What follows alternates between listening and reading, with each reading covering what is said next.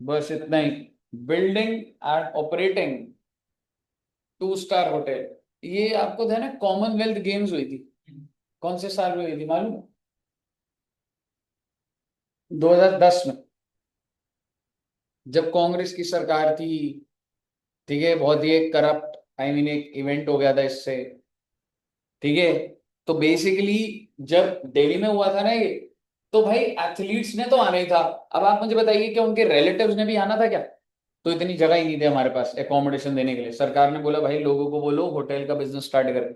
अगर होटल का business start करेंगे तो क्या होगा बेटे, 35 AD में आपको बेनिफिट मिल जाएगा। कहीं क्लियर है? ओके। अगर आप हॉस्पिटल स्टार्ट करते हैं for 100 beds, sir ji hospital में 10 बेड है 15 बेड है कोई फर्क नहीं पड़ता, अगर 100 बेड्स होंगे तो 35 AD में बेनिफिट मिल जाएगा।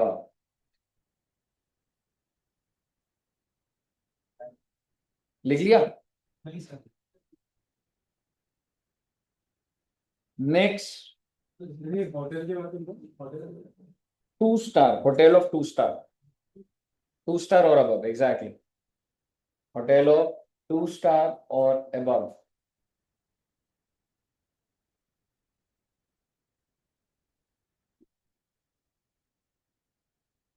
क्या गिरा होंगे?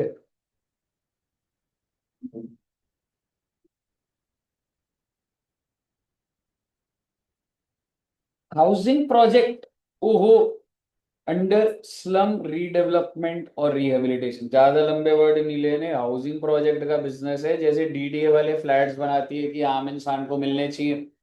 तो अगर आपका बिजनेस है जिसमें आप हाउसिंग प्रोजेक्ट बना रहे हैं, ऑब्वियसली सेंट्रल गवर्नमेंट के स्कीम के तहत, और स्कीम का नाम क्या हो गया, ये स्लम रीडेवलपमेंट और रिहेबिलिटेशन।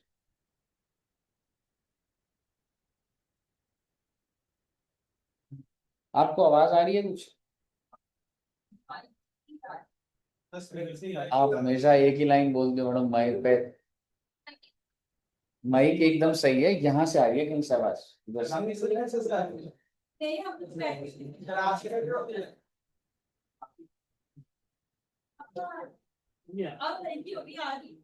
जी आ रही थी।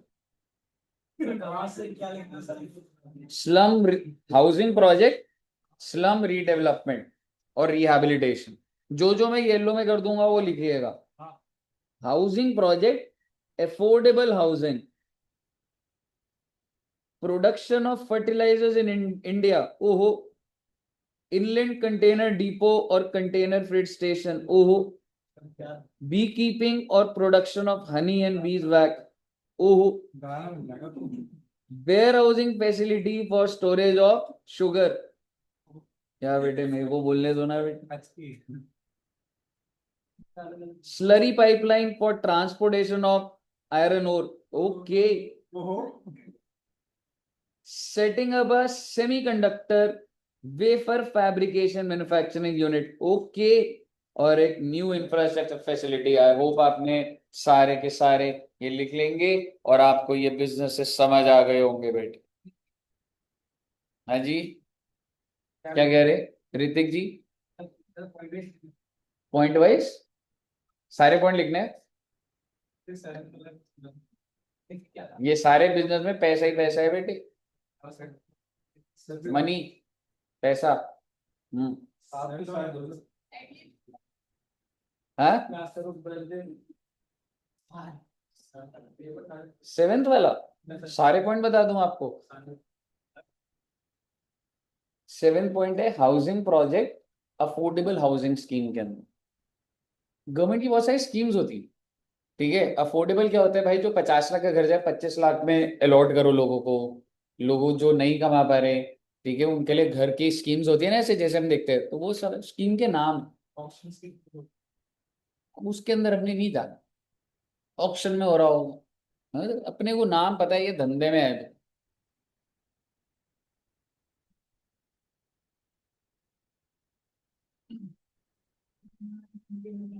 बिल्कुल, ये बताना है मैंने। ये ना कस्टम्स के अंदर होता है बच्चे, जो शिप आती है ना, तो ना आपको क्या लग रहा है, क्या भारत देश के पास इतना इंफ्रा है कि मतलब जैसे जैसे जो शिप्स आती हैं उनको एलोकेटेड जगह मिलना पार्किंग का, सारा सामान अनलोड होना, उसकी चेक होना। भारत देश में तो इंफ्रा ही नहीं है, सरकार ने इसको प्राइवेटाइज कर दिया। सरकार ने बोला समुद्र के किनारे बड़े बड़े ये इंफ्रा क्रिएट कर दो, इसको यही बोला जाता है inland container depot and container freight station, जहां पे इंस्पेक्शन हो रही है, loading unloading parking of ships, ये सारी चीजें। If you are into that business, so government कहती है कि भाई इनको बेनिफिट मिलना चाहिए। ओके। 35 AD। आप किधर थे आप? हम्म। खाने खाना जरूरी होता है। हम्म।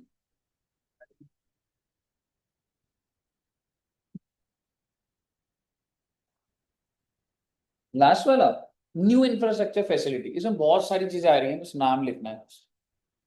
ऐसे पेपर में नहीं आएगा कि मतलब इसके अंदर रोड डैम टेलीकॉम इंफ्रा बहुत सारी चीजें हो रही है, बट नहीं जाना अपने को उसमें।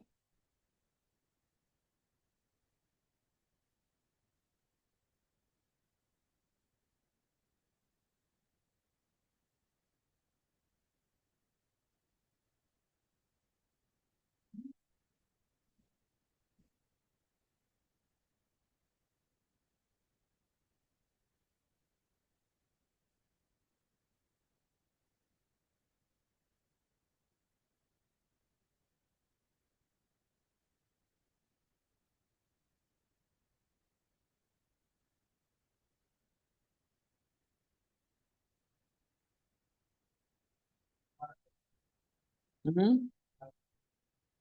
हाँ जी।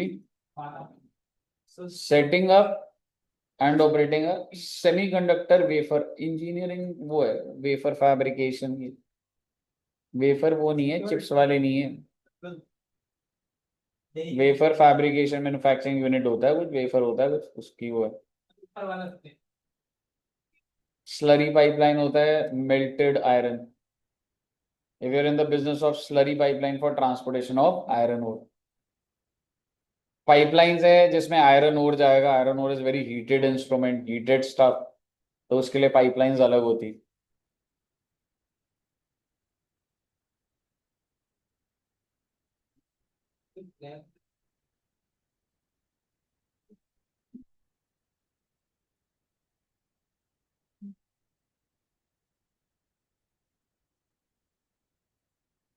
फिर वो बॉक्स भी हट जाएगा। लिख लिया बच्चों ने? प्लीज बच्चे।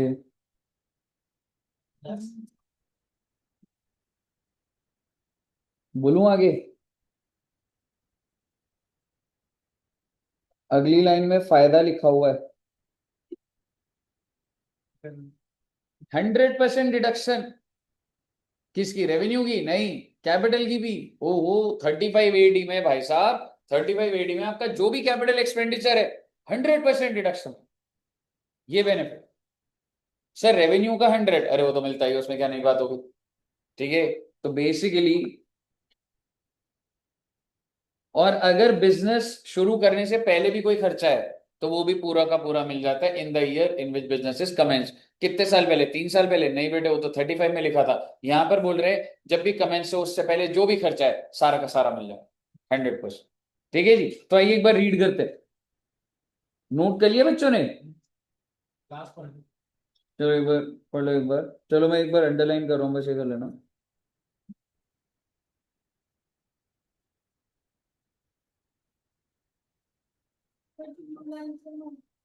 नहीं, रीड कर लो बस उसको।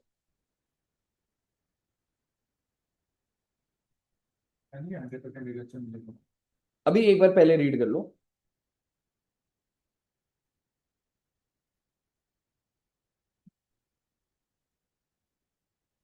तो ऐसी बना लो, चाहे nature and amount of deduction लिख लेना, और लिख दो 100% of capital expenditure is allowed. Revenue की क्या बात करूं, तो हर धंधे में मिलता है बेटे। ठीक है। Nature and extent and amount of deduction में 100% डिडक्शन इज अलाउड। उसके बाद आपको नीचे दिख रहा है क्या लिखा हुआ है? Expenditure incurred prior to commencement of operation will be allowed in the year of commencement of operation. इसमें कोई ऐसा नहीं बोल रहा 3 साल पहले 4 साल, ईयर नहीं है। तो आपने बिजनेस जब भी स्टार्ट करो उससे पहले का सारा खर्चा आपको मिल जाए। मुझे बताइए, क्लियर है? हाँ, ये दोनों पॉइंट नोट कर लीजिए, मैं बोल देता हूं। Nature and amount of deduction लिखो एक बार हेडिंग, और लिख देना 100% of the capital expenditure is allowed. 100% of the capital expenditure is allowed.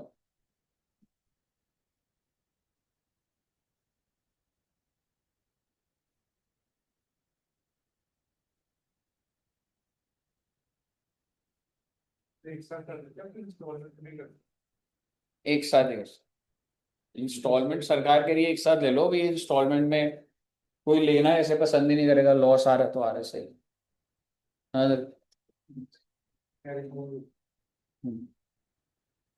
ठीक है, और ये भी लिख लेना, expenditure incurred prior to commencement.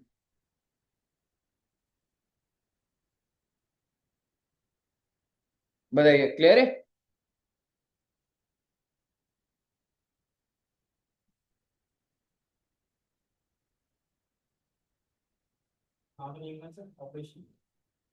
हाँ, कमेंसमेंट ऑफ ऑपरेशन।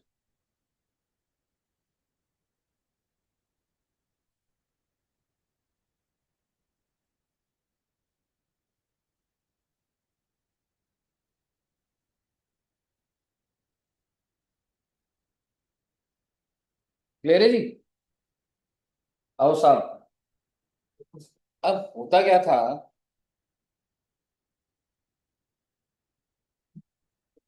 सपोज करो, क्या मैं कह सकता हूं अगर एक हॉस्पिटल है उसमें कितने बेड्स होने जरूरी है?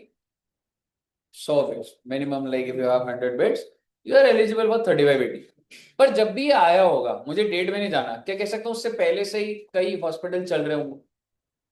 हो सकता है कोई हॉस्पिटल हो 500 बेड का, उस जगह अरे भाई नई स्कीम आई है, अगर हॉस्पिटल का बिजनेस होगा तो क्या हो जाएगा 3580 में, 100% कैपिटल। उसने क्या करा बेटे, 5 कंपनियां बना ली 100-100 बेड की, यानी कि एग्जिस्टिंग बिजनेस को नया बिजनेस दिखाने की कोशिश करी गई। मुझे बताइए ऐसा होता होगा नहीं होता होगा? बिल्कुल होता है, क्योंकि सर जब ये नोटिफिकेशन आई, मान लो अगर वो कह रहा है कि आज से जिनका बिजनेस स्टार्ट है, तो जो पुराने वाले वो कह रहे हैं यार हमें तो कोई बेनिफिट ही नहीं मिल रहा, एक काम करते हैं इसको बंद कर देते हैं, नई कंपनी बना लेते हैं। ठीक है, आप मुझे बताइए ऐसा अलाउड होगा क्या? ऐसा अलाउड नहीं है, तो वो क्या बोल रहा है, कुछ कंडीशंस है जो आपको सेटिस्फाई करनी पड़ेंगी। ठीक है, इसको भी लिखेंगे एक बार, पर एक बार समझिएगा पहले।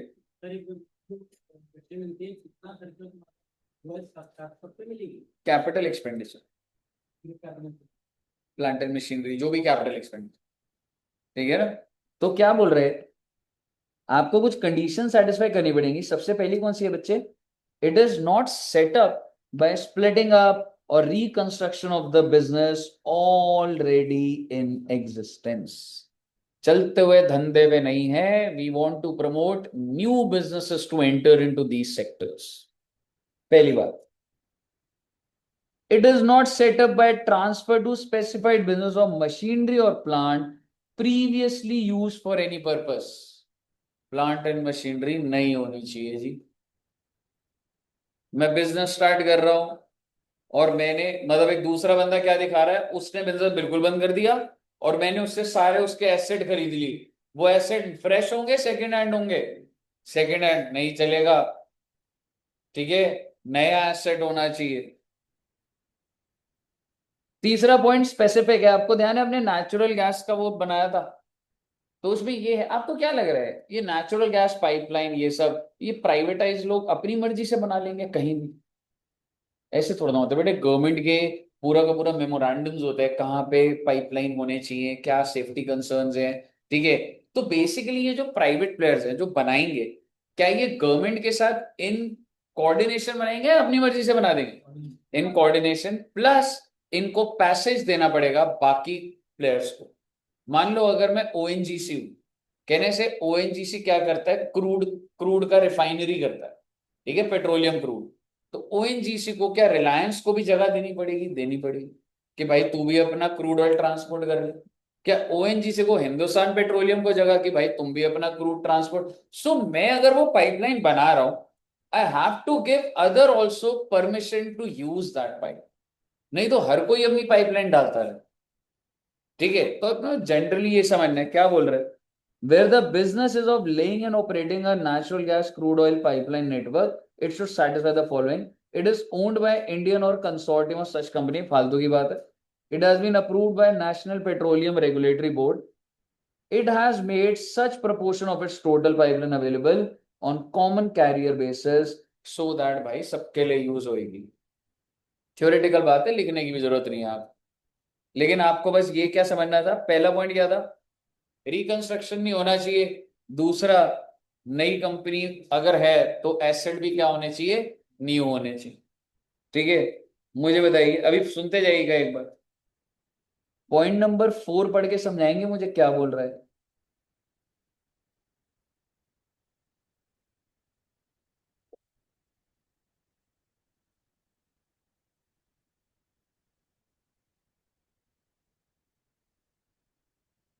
ये जो आपने 3580 का एसेट खरीदा, कितने साल के लिए इसके लिए यूज होना चाहिए कम से कम. Exactly. Beginning with the previous year in which such asset is acquired.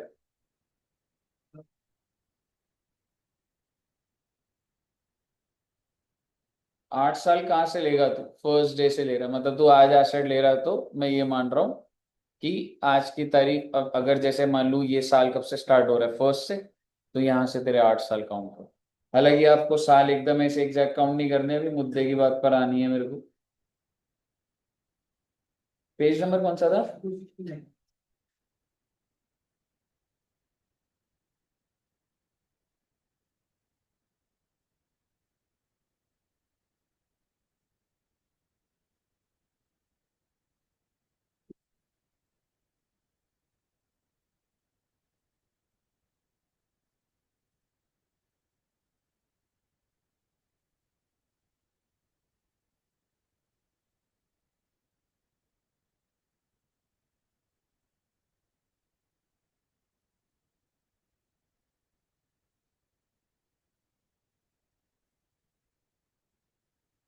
आपको वो एसिड कितने टाइम तक यूज करना था बच्चे, 8 साल. Beginning with the previous year such acid is acquired. If such asset is used for any purpose other than specified during the period of 8 years, otherwise then by referred, ठीक है, the total amount of deduction so claimed. सीधा बोल देता हूँ, मैंने एक asset खरीदा 5 लाख का, 3580 का पर्पस था, मुझे कितनी डिडक्शन मिल जाएगी, पूरी की पूरी. कितने रुपए होगा, मतलब 5. 3 साल बाद मैंने उसको नॉर्मल बिजनेस में डाल दिया, मतलब ये भी बिजनेस चल रहे थे, मेरे शूज का भी बिजनेस था, मैंने उसमें एसी खरीदे थे, पहले दिखाया 3580 100% ले लिया, और फिर मैं शूज वाले में ले आया उसको. अब आप मुझे बताओ, क्या आपने डिडक्शन ज्यादा ले लिया, नहीं ली. लॉजिकली आप सोचो, एसी की बात कर लेते हैं, मैंने 5 लाख का एसी खरीदा, 5 लाख की सीधी डिडक्शन मिल गई. 3 साल बाद उसको मैंने क्या करा, नॉर्मल शूज वाले ऑफिस में डाल दिया इसको कि एसी यहां लगा दो. अब मुझे बताओ, is it use for 3580 purpose, no. अगर वो नहीं है तो मैं क्या कर दूंगा, मैं एड बैक कर दूंगा. कितने रुपए, 5 लाख. पर बिजनेसमैन कह रहे हैं, अरे सर नॉर्मल वाली डेप्रिसिएशन तो दिला दो, 3 साल से यूज कर रहा हूं, तो शूज की प्लांटर में 15% तो दिला दो. तो मतलब एडबैक पूरा नहीं होगा, 3 साल की तुम्हें नॉर्मल डेप्रिसिएशन दे दूंगा पहले, यानी कि मान लो 15%, 15%, 15%, मान लो 80,000 आ रहा है, तो 80,000 तो नॉर्मली भी मिल जाती थी ना. तो 5 लाख ऐड करके 80,000 माइनस करके बोलूंगा भाई 4 20 ऐड हो गया. हाँ जी, वो तो ऐसे कर, 15% की कैलकुलेशन नहीं बिठाई मैंने. 80,000 होता अगर तू नॉर्मली यूज करता तो मिलता ही है. तो एज ए बिजनेस मेरे को 80 तो दिला दो कम से कम डिडक्शन. पहले एडबैक कर दिया पूरा, क्योंकि तेरा पर्पस तूने सर्व नहीं करा पूरा. आपका पर्पस क्या था, 8 साल यूज करना था, हमने 3 साल करा, पूरा एडबैक कर दिया जिस भी साल में, अदर देन दैट पर्पस. फिर तूने बोला अरे सर अगर मैं नॉर्मल भी करता कुछ तो डिडक्शन मिलती थी, तो कितनी मिलती थी, 80 रुपए, तो 80 माइनस कर दूंगा, 420 ऐड हो गया ना नेट नेट. पहले 5 लाख ऐड करा और माइनस क्या कर दूंगा, 80,000. क्लियर है. 6 साल की मिल जाएगी, पहले एडबैक, पहले पूरा ऐड कर दूंगा, फिर 6 साल की डिडक्शन दे दूंगा नॉर्मल डिडक्शन. ऐसा भी होता है कि स्पेसिफाइड से कन्वर्ट चेंज कर दिया, फिर डेप्रिसिएशन लेनी पड़ी. उसके बाद दोबारा स्पेसिफाइड बिल्कुल ऐसा हो सकता है, पेपर के लिए रेलिवेंट नहीं। उसके बाद नहीं है, तो जो करना कर ले। 10 साल हो गए तो उसमें डाल रहा है, कुछ नहीं कर रहा। एक्शन नहीं रहेगा कोई बात पर। ठीक है, लास्ट पॉइंट बेटे, और फिर 3580 के अंदर बस एक पॉइंट और आएगा। ओ माय गॉड, अभी बताऊंगा, पहले खत्म करते हैं बात को। चार्जिंग सेक्शन याद है आपको? 28, उसमें कुछ नहीं लिखा था हमने। अब सुनिएगा, 3580 का एसेट है 5 लाख का। मैंने खरीदा, मेरे को डिडक्शन कितने की मिल गई? 5 लाख का। मैंने 4 साल बाद, 5 साल बाद, 8 साल, 10 साल, जब मर्जी, जब भी मैं इसको बेचूंगा, मान लो 1 लाख का बेचा, जब मर्जी, मैं कह रहा हूं 2 साल बाद बेच दिया सर, ठीक है, जब मर्जी, यानी कि मान लो 10 साल बाद बेचा, मान लो पहले सिंपल केस, तो मैं कितना सेल प्राइस कितना दिखाऊंगा? 1 लाख। कॉस्ट कितनी? 5 लाख का लिए देखो, ओरिजिनल कॉस्ट थी 1 लाख। 3580 में डिडक्शन कितनी मिल गई? बुक वैल्यू कितनी हो गई? 0। ठीक है जी, बुक कहने से book value is nil. Now I am saying sale prices 80,000। मेरे को देखने का ही नहीं है ये टर्मिनल बैलेंसिंग बैलेंसिंग, कुछ नहीं है इसमें। आपका जो भी सेल प्राइस है, it is taxable under section 28 S PGBP। Your sale value technically, क्योंकि तुम्हें डिडक्शन पूरी मिल गई है, तो बुक वैल्यू तो 0 ही है, और सेल वैल्यू जो ऊपर होगा प्रॉफिट ही होगा, तो वो कहाँ टैक्सेबल हो जाएगा? PG में। 3580 का एसेट जब आप बेचते हो, कितने का ही बेच दो आप, जो भी सेल प्राइस है PG में टैक्सेबल, क्योंकि उसकी डिडक्शन मिल चुकी हुई होगी, और जो भी सेल प्राइस है वही आपका प्रॉफिट। कोई कॉन्सेप्ट नहीं है बैलेंसिंग से। इसको देखिएगा एक बार, लिखा हुआ है, provides that if any asset on which deduction under 3580 has been allowed is demolished, destroyed, discarded, or transferred, the sum received or receivable is chargeable to tax under the head, मतलब 28(7) के अंदर टैक्स है। Clear है बच्चे? आएंगे भी ये सारे पॉइंट, एक बार सुनते जाइए। यहां तक कोई दिक्कत?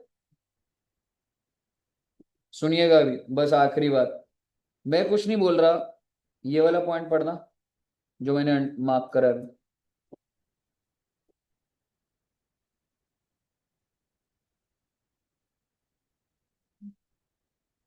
कुछ रिलेट कर पा रहे हैं आप? हम्म। मतलब वो 10 लाख वाली जो लिमिट होगी कैश में। हम्म। वही है भाई साहब, 5 लाख का 3580 का एसेट खरीदा कैश में, कैश में खरीदा तो नहीं मिलने का। So it's not just on expenditure but on asset also. समझ रहे हो? आखिरी बात बोलूंगा, इंपॉर्टेंट बात, ये वाली बात आपको पहले लिखनी होगी। Any expenditure on acquisition of land, goodwill और फाइनेंशियल, ये 3580 के लिए एलिजिबल नहीं होते। आपको सारे कैपिटल एक्सपेंडिचर मिल रहे थे, उसके ऊपर लिख दीजिए अदर देन लैंड, गुडविल और फाइनेंशियल एसेट। फाइनेंशियल इंस्ट्रूमेंट क्या होता है हमें नहीं जाना उसके अंदर। ये 3 चीजों का आपको डिडक्शन नहीं मिलेगा।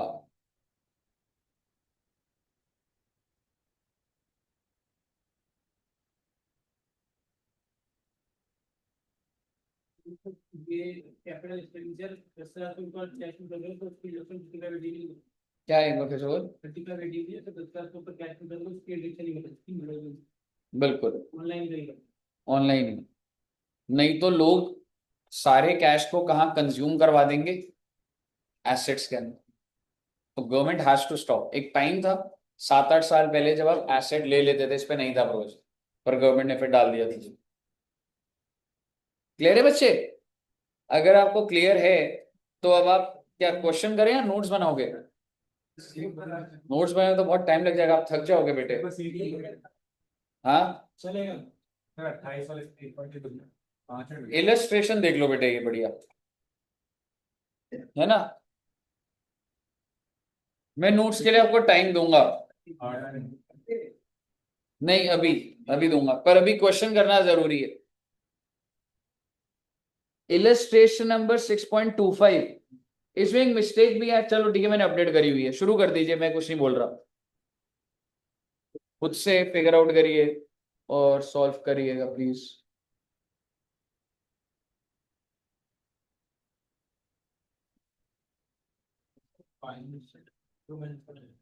Instrument shares debentures,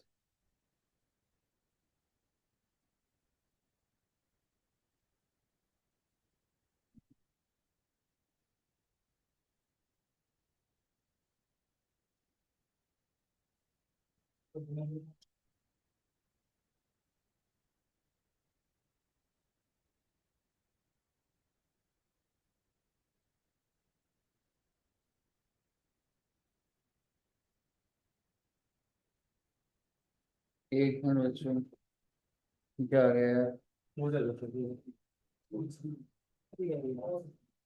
oh my God.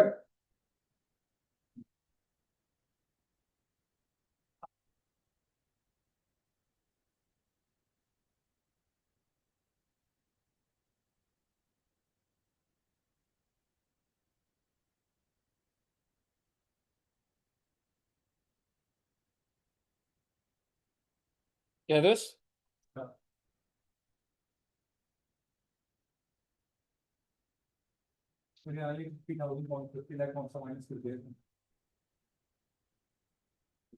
Land की कॉस्ट है ब्रो। यहाँ तो लिखा है लैंड रिजर्वेशन नहीं मिली। हाँ तो नहीं दे रहा ना, तेरा टोटल कैपिटल एक्सपेंडिचर कितने का है? तो वहाँ पे टोटल डिडक्शन का अमाउंट कैलकुलेट करनी है।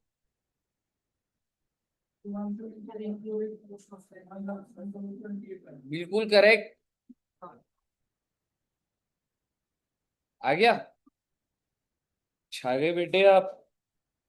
इतना बड़ा सेक्शन करा है बेटा आपने, पता है आपको, और कितनी आसानी से कर लिया आपने। दिस प्रूव्स कि आपके कॉन्सेप्ट्स बहुत अच्छे हैं।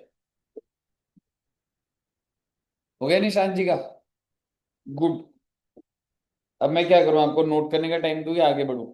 जैसा आप बोलोगे। आगे बढ़ना है, ठीक है, जैसा आप बोल रहे हो बेटे वही कर लो। नोट। नोट जो सॉल्यूशन दिखाना फाइनल होगा क्या था तू? अरे मैं सब कर रहा हूँ 1,18,000 तो आपको धीरे बोलना चाहिए था स्वास्थ्य, ऐसे इतना तेज। ठीक है, 1 करोड़ अगर ऐसा है तो ठीक है, नहीं सुनता सर तो देखना यही है क्या? नहीं, 78 आएगा। चलिए आइए जी, अगली हेडिंग पे चलते हैं। सर वो टीम में लिखवा दो प्लीज सर। यार बहुत स्लो हो जाएगा यार काम यार। सर अभी घर में नोट्स नहीं बना रहे हैं, तो पीछे चलो ठीक है, नोट कर लो। क्लास में अपना बाकी हाँ, नहीं आज मैं सोच रहा हूँ टैक्स लंबाई करा दूँ मेरा, 4 साढ़े 4 तक आज पीजीबीपी एकदम कवर कर देंगे बेटे, खत्म कर देंगे बेटे, खत्म कर देंगे एकदम। इसके ऊपर वाला है ऊपर वाला। हाँ, 1 करोड़ 10 था, 50 हटा दिया तूने, ठीक है, तो 60 हो गया। उसके बाद उन्होंने 1 करोड़ 20 लाख लिया था, और उसके अंदर गुडविल भी है, 1 करोड़ 40 है सॉरी, जिसके अंदर गुडविल 20 लाख है, और 2 लाख कैश में पेमेंट है, तो 22 लाख को बाहर करेगा ना। तो 1 18 और 60 कितना होता है? क्या हुआ? इतना कॉन्फिडेंस में बोल रहा है। हाँ? हाँ, गलती भाई, कॉन्सेप्ट में नहीं आप लूज हो सकते हैं, कॉन्सेप्ट हमने कराया आपको, कैलकुलेशन मिस्टेक हो सकती है, कॉन्सेप्ट में। चलिए नोट करो बच्चे, कंडीशंस को लिख लो छोटा सा, इसके ऊपर भी एक लाइन थी ना कैसे? यहां तक तो लिख लिया था आपने, कमेंसमेंट। कंडीशन में लिख लो, शुड नॉट हैव बीन। हाँ जी, It is not set up by splitting, reconstruction लिख लो, and it is not set up by transfer to specified machinery that is previously used. और फिर वो 8 साल वाली कंडीशन लिख लेना, लिख लोगे ना या मैं बोलूं? कुछ तो लिख लो यार, कुछ से यार, सारा काम मेरे से करवाते हो आप।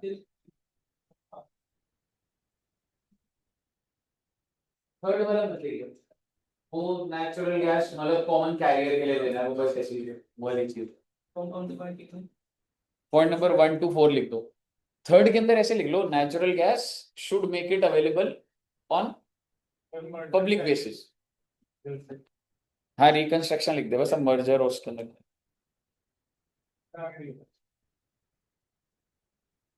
हाँ जी,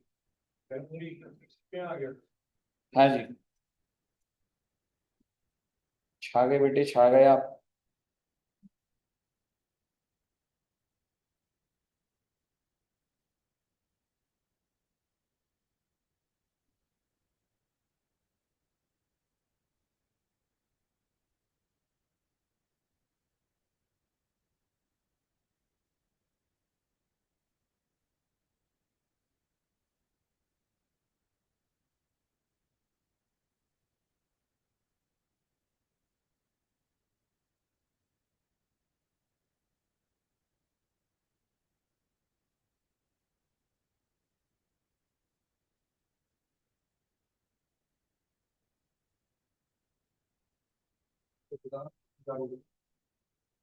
नेचुरल गैस और आगे लिख दे common access to other players, to other corporates, common access to other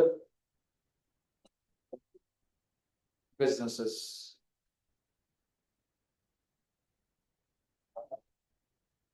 वो तो यही था, ये भी लिख लेना, in case 3580 asset is sold, the sale value is taxable under the head PGBP, directly the sale value. Natural gas dash common access to other businesses.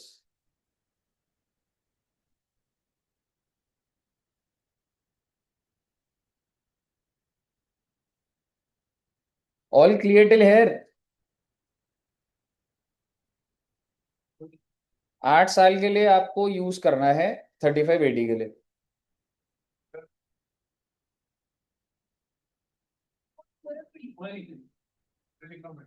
नहीं, पूरा नहीं लिखो, पहले उसको पढ़ो समझो फिर अपने वर्ड्स में लिखो। पहले मुझे समझा तू, मतलब प्रोविजन क्या बता।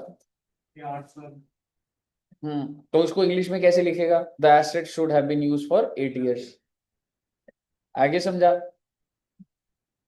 If it is not used, हाँ, then the deduction allowed will be added back and minus depreciation on normal provision। पूरा ही लिख लो।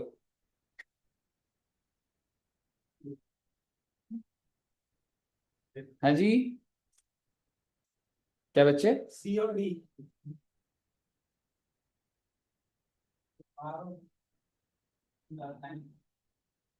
आप देखिए बेटे कितना डिफिकल्ट लैंग्वेज है, कितना आसान तरीके से आपको बता दिया।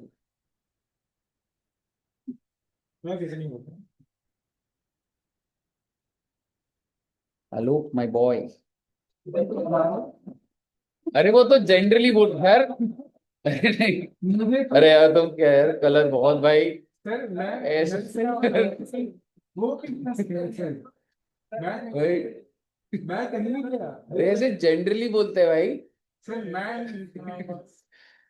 फ्रेंड के बाहर मिला मालूम आई रेड हो गया करने की। मैं तो बड़ा लाइक सब्सक्राइब करते जनरली बोला यार फिर। सर आपको पता नहीं आईडी जंक्शन है। मैंने उस दिन आइसक्रीम खाते खाते यही बात करी थी आपसे यार। आइसक्रीम खाने बोल सर नीचे करता हूँ, इनकी बातें सुनो मेरे को भी सुनिए। हेलो बेस्ट सर क्या है ये?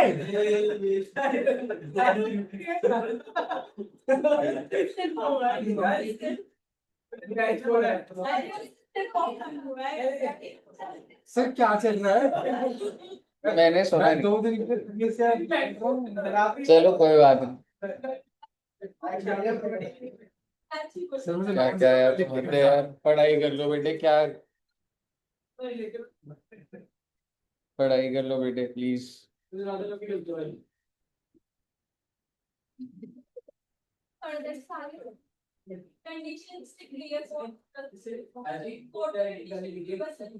हाँ, ये भी आपको लिखना पड़ेगा, total amount of deduction and allowed. हाँ तो लिख दो थोड़ा सा। ये भी लिख रहे पता वाला इसको अपनी लैंग्वेज में कैसे लिख सकते हैं ना? हाँ अपनी लैंग्वेज में एक बार बता दो अपनी लैंग्वेज में कैसे।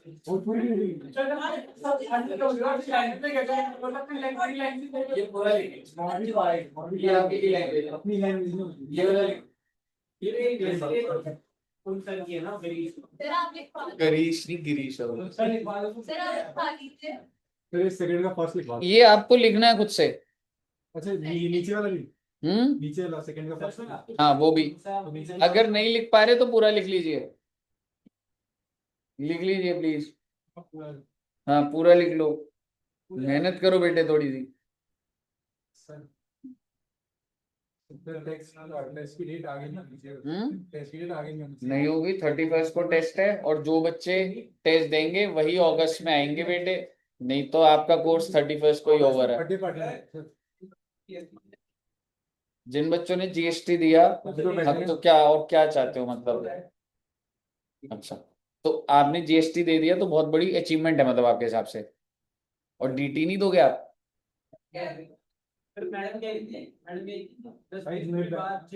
कितने दिन बाद? 10 दिन के बाद क्या होगा?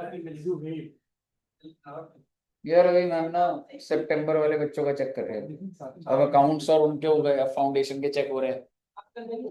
हाँ मैं कर दूं चेक, प्री टाइम है ही नहीं मेरे सर पास। जीएसटी में कितनी बार रिक्वेस्ट सही में नहीं, अगर होता मैं कर देता। सर क्या आप गवर्नमेंट स्टोर पे गए थे वो खरीदने? क्या आप भाई बहुत गलत गलत बात करते हो। यहाँ गलत गलत बातें हो रही है, आप वो नहीं देख रहे हो। इसके साथ बहुत बुरा है। पैसा का क्या मिला है समझ पर बोला ठीक है। मैं फालतू बदनाम हूँ, ठीक है आपको पता है। जितना मैं करता नहीं, मेरी गीत गा के लोग कहते हैं नल पे।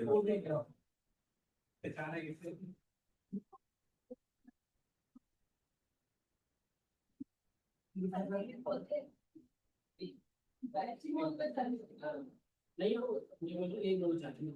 ठीक है भाई, नोट कर लो ना आप मैं। ठीक है तो आप पर मुंह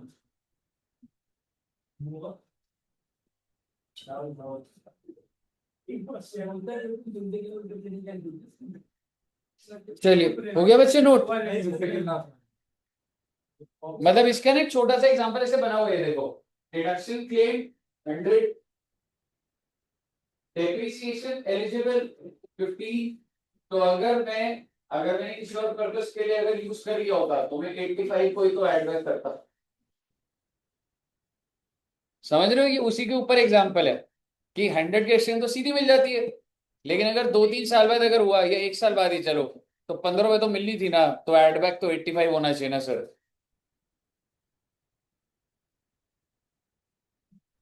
मैं अपने वर्ड्स में लिखवाऊंगा या लिख लिया आपने? चलो ठीक है, अब अपनी लैंग्वेज में बता दो। अब लिख लिया बच्चों ने? नहीं लिख, काफी बच्चों ने लिख लिया। कौन सा यही वाला वो ये लिखा मैंने नहीं लिखा। आपने भी लिखा ना? मैंने भी लिखा। इससे लिखो लिखो, पहले हाफ तक लिखो फिर पूछूंगा दोबारा। हाँ बिल्कुल लिखना है बेटे, नीचे का वो बताओ। 3 लाइन लिखी नहीं सर देखते सुनो नहीं है। क्या हो गया भाई पेंगुइन। हम पेंगुइन नहीं करते। अरे क्या हो गया तो करता। प्लीज जल्दी लिखिए।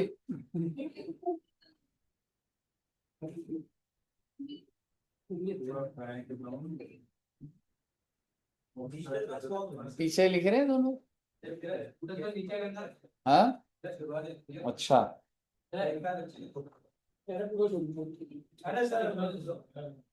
बस फर्दर वाला बता रहे हो, लिख दो कुछ। लिख दो आप, नाम भी देगा सर। बाकी बच्चे उससे आगे एग्जाम्पल भी लिख रहे हैं, आप उधर ही हो तब से। बॉक्स वाला लिख लिखने में स्लो वैसे हर काम में खास को। दो बॉक्स वाला हाँ जी, बॉक्स वाला ही लिखना। कैसे 5 लाख है, क्या हो गया? 5 लाख खराब हो गया तो ठीक करा लो। सीधी बात नहीं। ये फिर सरकार का नोटिफिकेशन पढ़ना, ऐसा होता नहीं है ना जनरली। ऐसे तो हर कोई बोल देगा खराब हो गया, रिपेयर ही नहीं हो रहा, ऐसा थोड़ा ना होता है जी। हाँ हाँ, बस वो भी लिख दो। जल्दी लिखिए बच्चे प्लीज। मतलब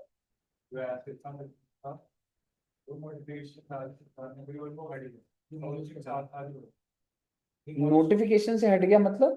सर गवर्नमेंट ने हटा देना, मतलब वो कह रहा है 35 का कैपिटल एक्सपेंडिचर नहीं मिलेगा। पर ये पागल है कुछ नहीं। तो पहले तो मिल ही चुकी है डिडक्शन। पर 8 साल तक होगा। वो स्पेसिफिक है, वो जब अगर ऐसा कभी आएगा तो देखा जाए, अभी तक नहीं। अपनी तरीके से जा रहा है। हाँ, एग्जाम्पल लिख लो वैसे।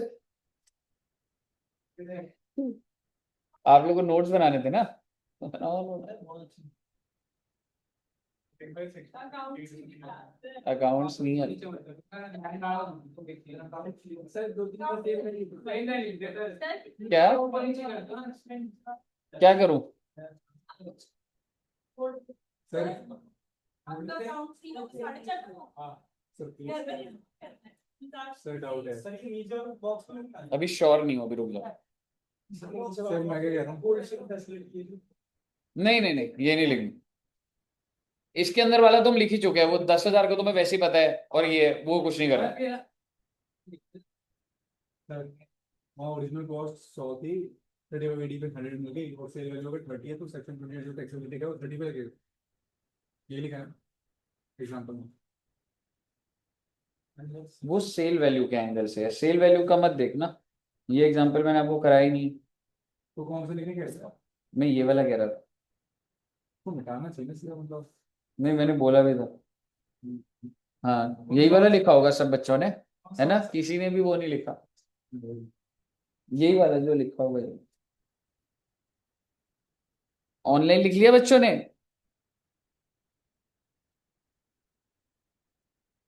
पूरी हटाओ। ऑनलाइन में बच्चे लिख रहे हैं, एक बार कंफर्म कर दो बच्चे। आई होप सभी बच्चे पढ़ रहे हो। Yes sir. Very good. Online ही है बेटे, सब बच्चे अच्छे पढ़ने वाले। तभी अशरफ जी वेरी गुड।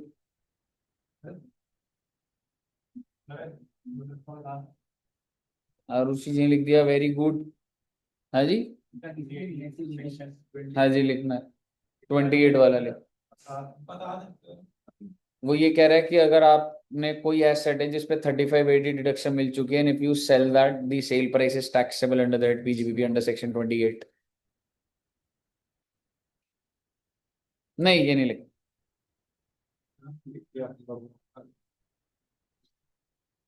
कहिए साहब। बस बेटे इतना ही टाइम था, जो बच्चों ने नहीं लिखा please. Sir last time example की बात क्या लिखना था? एग्जाम्पल के बाद कुछ नहीं लिखा। सिर्फ एग्जांपल यही है ना कि 35 का 100 का डिडक्शन लेने के बाद से ट्रांसफर डिस्कार्ड या कुछ किया तो नहीं, डिस्कार्ड नहीं करा है, अगर किसी और पर्पस के लिए है, ठीक है, डिस्कार्ड का ही नहीं लिखा। नॉर्मल डेप्रिसिएशन 15 के अकॉर्डिंग मिल गई। हाँ, प्लस ऐड हो गया, प्लस ये और -15 नेट नेट। ओके, कही यहाँ तक क्लियर है? Yes sir.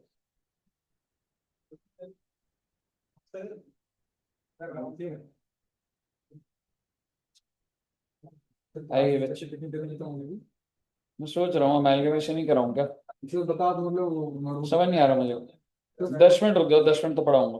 10 मिनट लगे।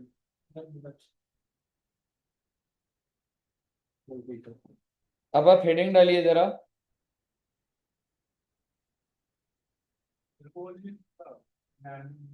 नहीं, वो लिखवा चुका था मैं ऊपर।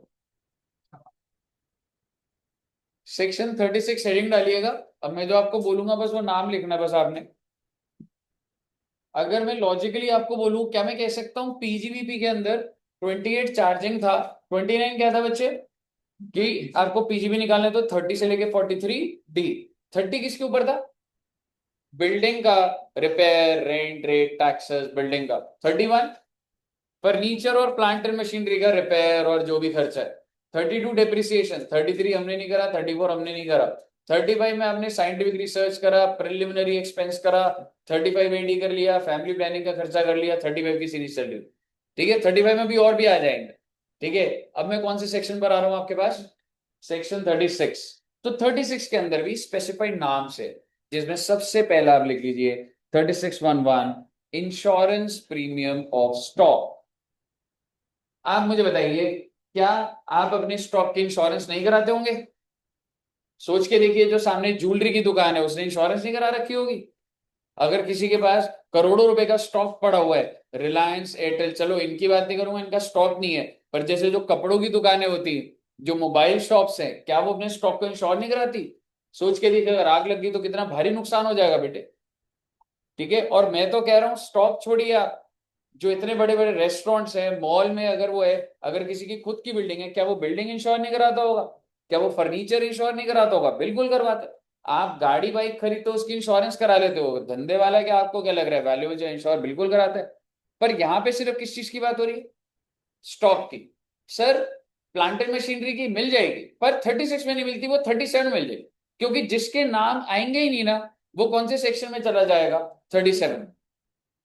आपको समझना है कि 36 में पहला कौन सा है, इंश्योरेंस प्रीमियम ऑन स्टॉक। सिर्फ हेडिंग लिख लीजिए और सेक्शन लिख दीजिए 36(1)(1) और आगे लिख दीजिए अलाउड अंडर सेक्शन 36(1).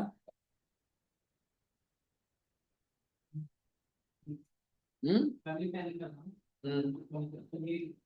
हाँ वो 36 के अंदर है, 36 की सीरीज ही चल रही है।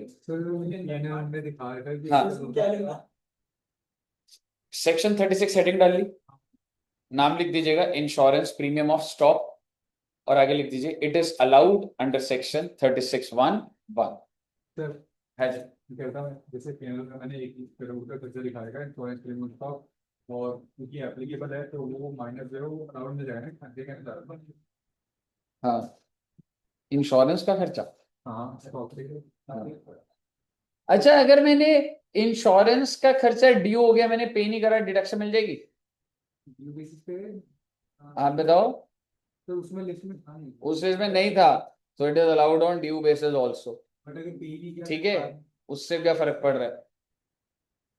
ठीक है, तो बेसिकली आप ऐसे ही देखेंगे, क्या लिख रहा है वो। अच्छा आराम से बढ़ते हैं।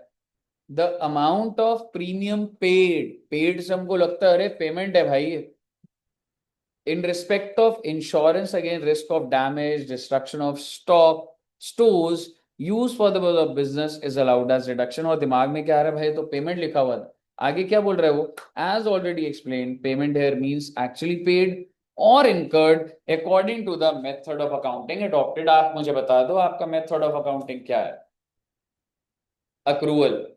ठीक है, तो खर्चा ही बोल रहा है। मैं आपको सिंपल लैंग्वेज बोलूं, अगर आपका ड्यू बेसिस पे अकाउंटिंग चलता है तो आपको डिडक्शन कैसे मिल रही है, ड्यू बेसिस। और अगर आप कैश बेसिस पे चलाओगे तो कैश। मान लो अगर मैं अपनी पीजीवीपी इनकम, ये आया नहीं क्वेश्चन अभी, मैं प्योरली कैश पे चलाता हूं, मतलब पैसा आया तो इनकम, पैसा गया तो खर्चा, तो प्रीमियम भी कैसे दिखाऊंगा मैं, पेमेंट करी तो डिडक्शन। लेकिन जनरली अभी हमने जनरली धंधा समझ रहे थे, किस बेसिस पे चल रहा है वो, ड्यू बेसिस। ठीक है, आप छोड़िए ना कैश बेसिस क्या होता है, ड्यू बेसिस पे चलता है जनरली, तो इंश्योरेंस अगर ड्यू हो चुका डिडक्शन मिल जाएगा। क्लियर है बच्चे? अगला लिखिएगा insurance on health of employees. छोटे छोटे सेक्शन ही कराऊंगा, ज्यादा लंबे नहीं। Insurance on health of employees 36(1)(1) भी याद नहीं हो पाएंगे, 36 याद हो पाएगा उस पर, अभी लिख लीजिए, अभी नोट्स बन रहे हैं तो। बस इसमें वो क्या बोल रहा है, the amount of premium paid by any mode other than cash. भाई साहब ऐसा है, इंश्योरेंस प्रीमियम जो है कैश में पे मत कर देना। तो मैं लिखवा देता हूं, ठीक है, फुल स्टॉप लिखेगा, deduction is allowed deduction is allowed under section 36(1)(1)(b), under section 36(1)(1)(b), provided it is paid by any mode other than cash. Provided it is paid by any mode other than cash. Okay. Bonus अभी नहीं हो पाएगा क्योंकि इसके अंदर एक point है जो मेरे को समझाना है, उस पर टाइम लगेगा, आऊंगा मैं इस पे बहुत ही जल्द आऊंगा। लेकिन अगला लिखिएगा इंटरेस्ट ऑन बोरोड कैपिटल। अच्छा जी, अगर आपने लोन लिया उसके ऊपर इंटरेस्ट देते हो, कौन से सेक्शन में डिडक्शन मिलती है? 36(1)(3). अब आप मुझे बताइए, अगर मैंने लोन लिया, इंटरेस्ट पे करना है, इंटरेस्ट ड्यू हो गया पर पे नहीं करा, क्या डिडक्शन मिलेगी? नहीं मिलेगी। 43B में इंटरेस्ट का नाम था, याद करिए। So basically interest on borrowed capital is allowed subject to 43B। लिखवाऊंगा मैं आपको, हेडिंग लिखिएगा इंटरेस्ट ऑन बोरोड कैपिटल 36(1)(3। इसका सेक्शन याद हो जाएगा तो अच्छी बात है ठीक है। ना। मैं बोलूंगा अभी, हेडिंग लिख लिया आपने? अब लिखिएगा interest on borrowed capital is allowed under section 36(1)(3 subject to 43B। समझ गया ना, मतलब पूरा subject to 43B।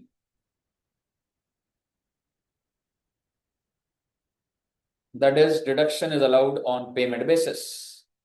That is, deduction is allowed on payment basis.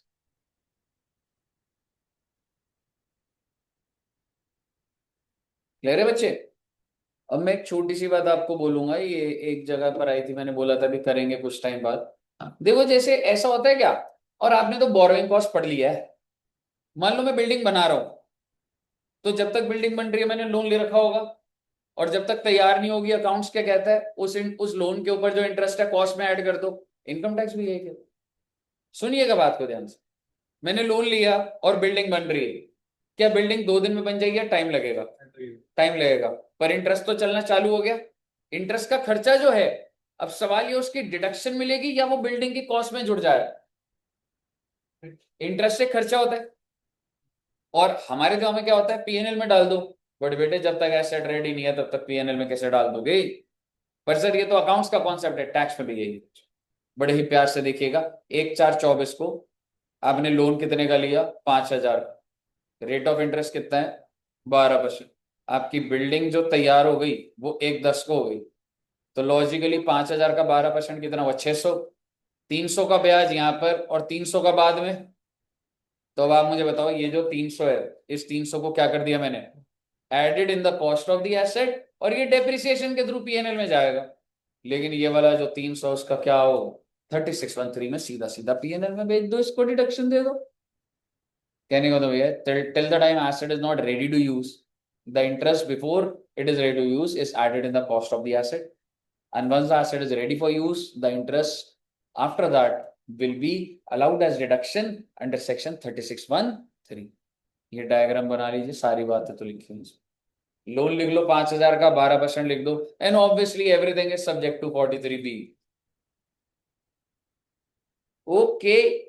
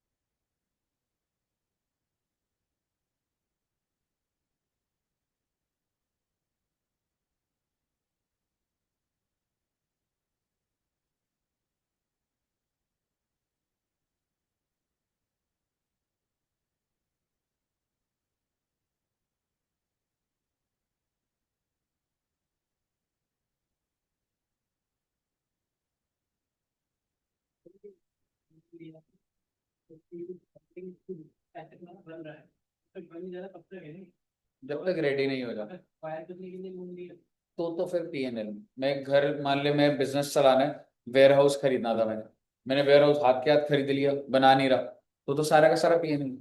ये तब है जब एसेट आपका कंस्ट्रक्ट हो रहा है, प्लांट एंड मशीनरी कंस्ट्रक्ट हो। सो टिल द टाइम, इसके आगे लिख दीजिएगा यहाँ पे आप, जैसे 1-10 क्या है ये, आप ये कह सकते हैं कंस्ट्रक्शन कंप्लीट्स या asset is ready to use. ठीक है ना, 1-10 को तेरा एसेट क्या हो गया, रेडी टू यूज हो। नहीं,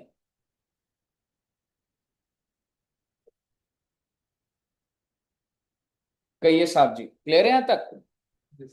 ओके सर, क्या 1-2 पॉइंट और करना चाहते हैं आप? एक पॉइंट और कर लो बेटे मेरे कहने से। हेडिंग डाल लीजिएगा, discount on issue of zero coupon bonds. अरे सर, ये जीरो कूपन बॉन्ड्स पढ़ा है क्या कहीं? कहां पर? हाँ, वेरी गुड भाई साहब। Discount on zero coupon bond क्या होता है? मैं आपको इशू करूंगा डिस्काउंट पे, ब्याज दूंगा क्या आपको? नहीं, जीरो होता है। यानी कि मान लो मैंने आपसे 80 रुपए लिए और मैं आपको वापस कितने करता हूं, 80 करता हूं, ज्यादा करूंगा? मैंने जब इशू करे, जोएब जी मैंने कितने के बॉन्ड्स इशू करे थे अभी? नितिन जी, कितने के बॉन्ड्स इशू करे थे? नहीं ध्यान, कौन सा टॉपिक चल रहा है? Zero coupon bonds. उसके बाद क्या बोला मैंने, ध्यान नहीं आता, सिर्फ हेडिंग जान के पास कैसे हो गए बेटे? ठीक है, तो बेसिकली मैंने कितने के बॉन्ड इशू करे? 80 के। रेट ऑफ इंटरेस्ट होगा? नहीं होगा। तो आपने बोला सर मैं कमाऊंगा, मैंने कहा भाई जब तू आएगा ना 100 रुपए मत दे दूंगा तुम्हारे को, तुम्हारी कमाई कितने की दिख रही है? 20 रुपए। तुमसे 80 ले रहा हूं, 4 साल बाद तुमको 100 रुपए दे दूंगा। 20 रुपए की तुम्हारी इनकम, खर्चा मेरा कितने का? 20 का। 20 का खर्चा नहीं हो गया? 80 लेके 100 दूंगा तो कितने का खर्चा? 20 रुपए का। कौन से साल का? जब इशू करा वो, जब रिडीम करूंगा तब, या टाइम पे बांट दूं? टेन्योर पे बांट दूंगा। अगर 4 साल है तो 5-5 रुपए का डिस्काउंट मिल जाएगा। कहिए क्लियर है? एग्जाम्पल देखिए बेटे, पार वैल्यू है 100, इशू प्राइस है 80, और कितने बॉन्ड्स इशू कर रहा हूं आपको ऐसे?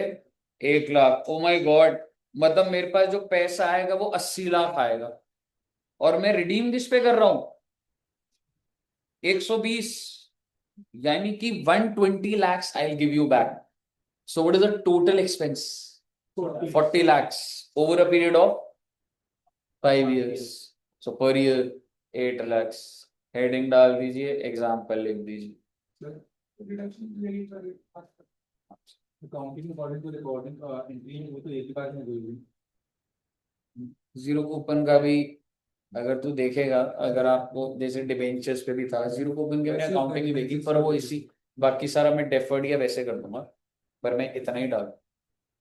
जैसे हमने डिबेंचर्स में भी देखा था, वो जो डिस्काउंट होता था उसको हम लाइफ पे काटते थे, तो वैसा टाइप सी। और सर ये भी सब्जेक्ट 36(1)(3) है बच्चे। हाँ जी, हेडिंग लिख लो।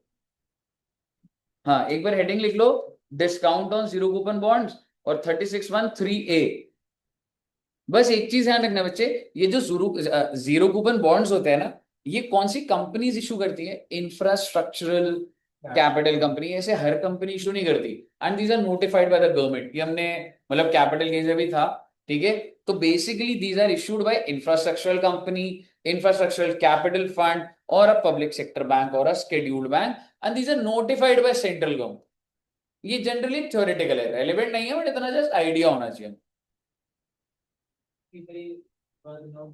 जीरो कूपन बॉन्ड्स आर, ये लिख लीजिए चाहे आप, हेडिंग लिख लिया आपने, उसके बाद ये जो बॉक्स में है ना, पहले ये लिख लीजिए आप, zero coupon bonds are issued by infrastructural capital company, जैसे लार्सन एंड टूब्रो, ठीक है, जीएमआर।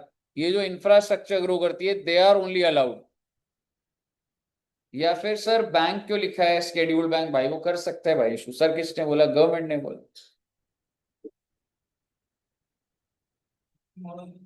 फॉर एग्जांपल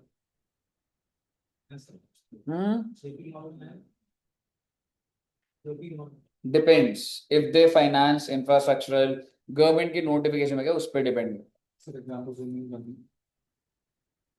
ओके,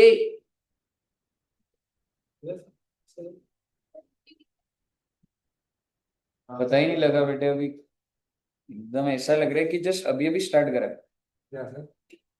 यही पीजीबीपी ना करा दूं आपको? वैसे आज रात को मुझे आपने रूम लाइए में मैं एडमिशन प्राइस कर लेना। स्वस्तिक जी क्या कह रहे, पढ़ा दूं? तो आप ना गाली दीजिए।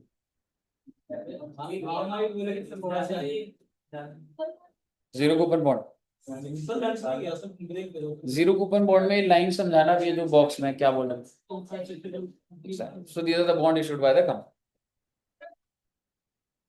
पार वैल्यू है तेरी 100 की, पर इशू किस पे हुआ, 80 पे। एक ही डिवेंचर के एंगल से बात करूंगा। तेरे को पैसे मिल कितने रहे, 80 के, तू वापस कितने करेगा, 120। तेरे को खर्चा कितने का हुआ, 40 का। लाइफ कितनी है, 5 साल। तो 40/5, 8 रुपए का तेरे को पर डिवेंचर नुकसान है, पर बॉन्ड। तो टोटल बॉन्ड कितने, 1 लाख, तो 8 लाख का नुकसान है तेरे हर साल। ओके, क्या यहां तक सही बच्चों को क्लियर है? तो ठीक है बेटे, इधर तक ही रखेंगे। और जो बच्चों के सीएम में और सीएस वाले बच्चे तो जा सकते हैं, सीए वाले बच्चे टैक्स का रजिस्टर बंद कर दो बेटे, और अकाउंट्स का रजिस्टर स्टार्ट कर दीजिए। ब्रेक नहीं है बेटे अभी, सर मेरे को नोटबुक लेके आनी है, मैं 2 मिनट रुक रहा हूँ। ऑनलाइन में भी। Thank you.